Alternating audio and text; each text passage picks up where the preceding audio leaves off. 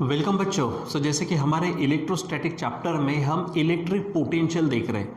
तो जैसे बच्चों सबसे पहले हमने electric potential eight any point पे ड्यू टू ए चार्ज, समझो पॉजिटिव क्यू है, तो वो हमने देखा वहाँ पर v इज इक्वल टू क्या था 1/4πε0। ठीक है, अब वहाँ पे डायरेक्ट पॉजिटिव क्यू लिख सकते हैं। ठीक है, और जो डिस्टेंस है यहाँ से वो समझो r है। अगर नेगेटिव चार्ज होता तो -q/4πε0 r, ये चीज़ हमने ऑलरेडी देखे हुए है। फिर लास्ट टाइम में हमने क्या किया था कि दो चार्जेस है, ठीक है, और दो चार्जेस की जो सिस्टम है जिसे हम डाइपोल कह चुके हैं, जिसके बीच की दूरी होती है ट्वाइस यल, सेंटर होने के कारण यल इसका हाफ पोर्शन होता है। तो यहाँ पर ये जो डाइपोल है इसके कारण जब हमने देखा तो v इज इक्वल टू क्या था, यानी यहाँ पर क्या था, the potential due to electric dipole. ठीक है, तो वो हमारे पास मिला था हमको कि p cos थीटा अपॉन वहाँ पर था 4πε0 r²। और इसी के चलते हमने v एक्सियल यानी एक्सिस पर देखा, तो एक्सिस पर हमारे पास फार्मूला था p/4πε0 r²। वही हमने इक्वेटर पर, अब एक्सिस की बात क्यों, क्योंकि यहाँ पर एक्सिस अगर हम ऐसा विचार करते और जो पॉइंट सी हमने कहीं इधर लिया था यहाँ पर लेते तो एंगल 0 हो जाता। वही अगर इक्वेटोरियल पॉइंट पर जब हम विचार किया था तो एंगल 90 होता है, cos 90 0 होता है।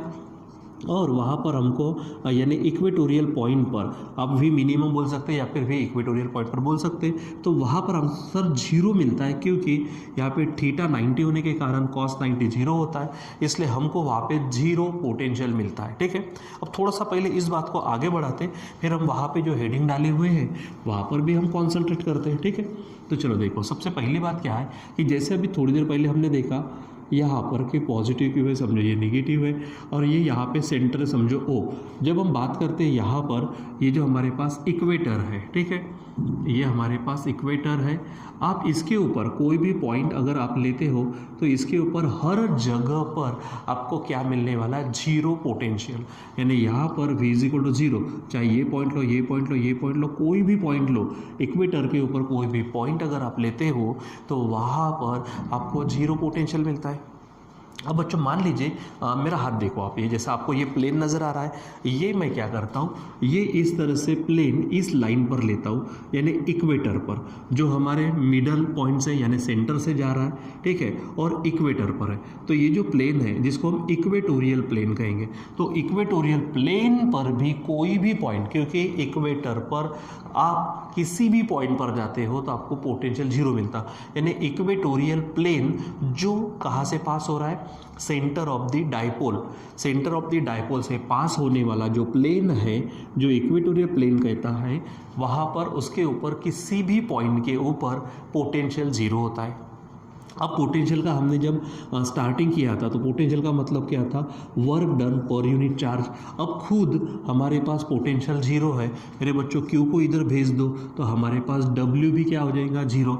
इसका अर्थ क्या है कि यहाँ पर एग्जाम्पल, जैसे मैं यहाँ पर इस तरह से प्लेन पास करता हूँ, इक्वेटोरियल प्लेन कहलाता है, जो सेंटर से जाएगा और एक्सिस को परपेंडिकुलर रहेगा। तो अब यहाँ पर आप कोई भी पॉइंट ले लो, अब इस पॉइंट से मान लीजिए कि ये पॉइंट P है, इस पॉइंट P से आपको अगर इस पॉइंट Q तक इसको लाना है तो आपको वर्क कुछ भी करना नहीं पड़ेगा।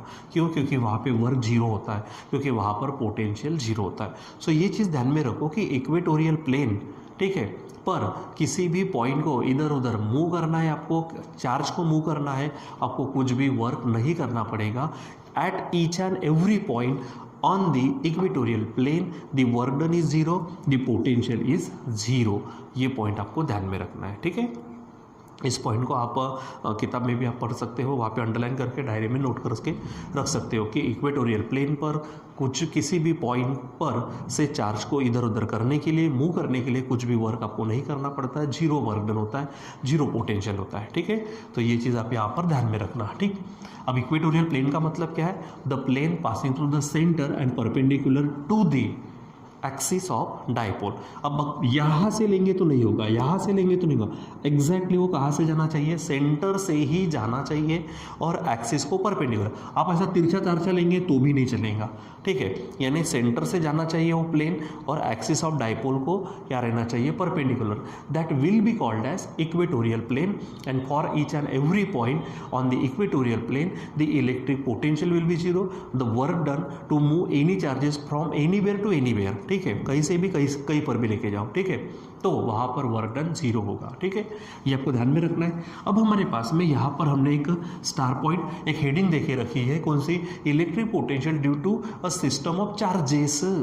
पहले सिंगल पॉइंट सिंगल चार्ज से देखा, फिर दो चार्जेस से यानी सिस्टम ऑफ चार्जेस 2 की थी जिसको हमने डाइपोल कह लिया। अब मान लीजिए कि बहुत सारे चार्जेस है, ठीक है, मान लीजिए कि ये पॉइंट यहाँ पर कोई चार्ज है समझो, ठीक है, यहाँ ये पॉइंट P है, ठीक है, अब यहाँ पर मान लीजिए कि कोई चार्ज है Q1 जो R1 इतने डिस्टेंस पर है, एक आधा कोई यहाँ पर ले लो, ठीक है, Q2 है, ठीक है, जो R2 इतने डिस्टेंस पर है, यहाँ पर ले लो एक आधा जो R3 इतने डिस्टेंस पर है और Qn है, करते करते आप यहाँ पर कोई एक आधा ले लो, ये Qn है जो Rn इतने डिस्टेंस पर है।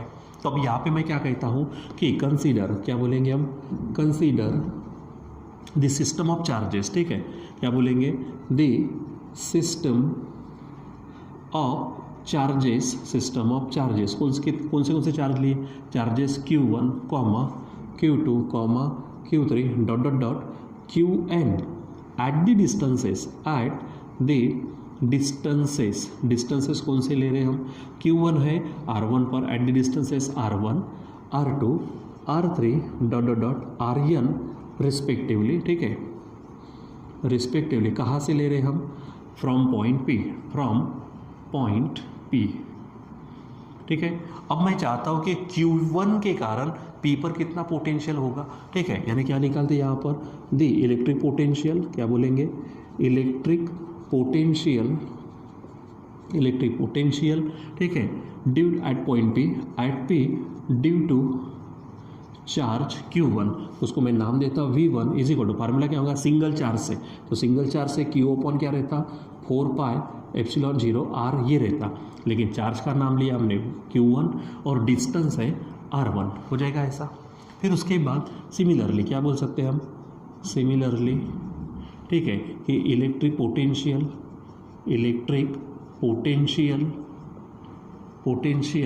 Eight P due to charge Q1 तो हो गया हमारा, Q2 Q3 dot dot dot Qn, ठीक है, आर गिवन बाय पोटेंशियल्स। तो यहाँ पर क्या होगा, V2 is equal to Q2 upon 4 pi, यहाँ पर होगा 4 पाई एप्सिलॉन 0 R2। अब यहाँ पर वो पॉजिटिव है कि नेगेटिव हो ये अलग बात है, जो भी होगा वहाँ पे आप रख सकते हो, ठीक है। फिर उसके बाद में V3 क्या होगा, तो Q3 upon 4 pi epsilon 0 R3, करते करते Vn क्या होगा, तो Qn upon 4 pi epsilon 0 Rn हो जाएगा, ठीक है। तो अब हर किसी चार्ज का अपना अपना पोटेंशियल इसके ऊपर क्या होगा, इफेक्टिवली एक्ट करेगा। तो अब पॉइंट P के ऊपर पूरे सिस्टम ऑफ चार्जेस से कितना इलेक्ट्रिक पोटेंशियल होगा। अब बच्चों थोड़ा सा ये जो इलेक्ट्रिक पोटेंशियल की बात करते हैं ना, अपने गावरानी भाषा में बोलते हैं इलेक्ट्रिक पोटेंशियल यानी ताकत, ठीक है। हम बोलते हैं ना, अरे कितना वोल्ट है किसी का, ठीक है, कितनी ताकत है किसी की, मतलब मेरे साथ अगर मान लीजिए कि 5 बंदे हैं और किसी और के साथ में अगर मान लीजिए कि 10 बंदे, तो उसकी ताकत ज़्यादा है, उसका पोटेंशियल ज़्यादा है, ठीक है, और मेरी ताकत कम है, मेरा पोटेंशियल कम है। तो उसी प्रकार यहाँ पे हर एक चार्ज का यहाँ पर पोटेंशियल जमा होगा, ठीक है, यानी क्या बोलेंगे, total electric potential eight point P, तो क्या होगा, यहाँ पर V, मैं इसको नाम देता V, तो V1 plus V2 plus V3 plus dot dot dot Vn, ये आप सुपरपोजिशन का जो प्रिंसिपल होता है ऐड करने का, आप उसको ले सकते हो।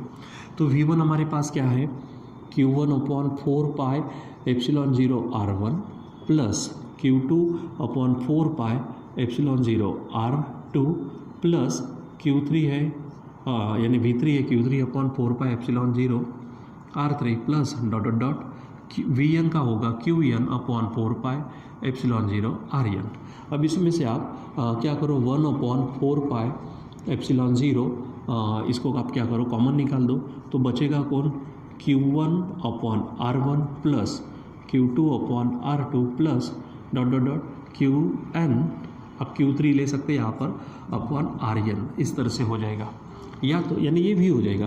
तो यहाँ पर सिंपल ये तो कांस्टेंट है 1 अपॉन 4 पाई एप्सिलॉन 0, ठीक है। अब यहाँ पे इनका जो भी अल्जेब्रिक सम आएगा किसका Q1 Q2 Q1 upon R1 Q2 upon R2 dot dot dot Q1 upon Rn, जितने भी चार्जेस होंगे, चाहे 10 चार्ज रहे, चाहे 100 चार्ज रहे, लाखों चार्ज रहे, कोई फर्क नहीं पड़ता, ठीक है। तो आप इसको और भी दूसरे मैनर में लिख सकते हो, यानी सिंपली अल्जेब्रिक सम है तो कॉमन कौन है इसमें 1 अपॉन 4 पाई एप्सिलॉन 0। आप इसको समेशन की भाषा में भी लिख सकते हैं, समेशन, ठीक है। अब कॉमन क्या है क्यू क्यू क्यू, तो ऊपर में क्यू लेते हैं, नीचे आर आर, यहाँ पे गलती हो गई, यहाँ पे आर चाहिए, ठीक है, आर आर आर, तो नीचे आर है लेकिन चेंजिंग है, यहाँ पे 1 से लेके n तक है, तो मैं इसको आई शब्द डाल देता हूँ, यहाँ पर भी आई। अब शुरुआत कहाँ हुई 1 से लेकर n तक, तो यहाँ पर बोलना पड़ता I is equal to 1 to n, ऐसा अल्जेब्रिक सम में लिखना होता है। ये आपने 10th क्लास में जब आपने स्टैटिस्टिक देखा होगा, जहाँ पर हमने कभी मीन मीडियन मोड वगैरह देखा है, वहाँ पर हमने निकाला हुआ है, ठीक है। So this is the potential due at any point due to system of number of charges, जितने भी चार्ज है आप उसको डायरेक्ट ऐड कर दो, तो 1 अपॉन 4 पाई एप्सिलॉन 0 ले लो कि 1 upon R1 Q2 upon R2 dot dot dot, समझो अगर 10 है तो डॉट डॉट डॉट करते करते Q10 अपॉन R10 आपको करना पड़ेगा। तो यहाँ पर ये पूरे जितने भी चार्जेस हैं उन सभी चार्जेस का टोटल पोटेंशियल इतना होगा हमारा, ये आपको ध्यान में रखना है।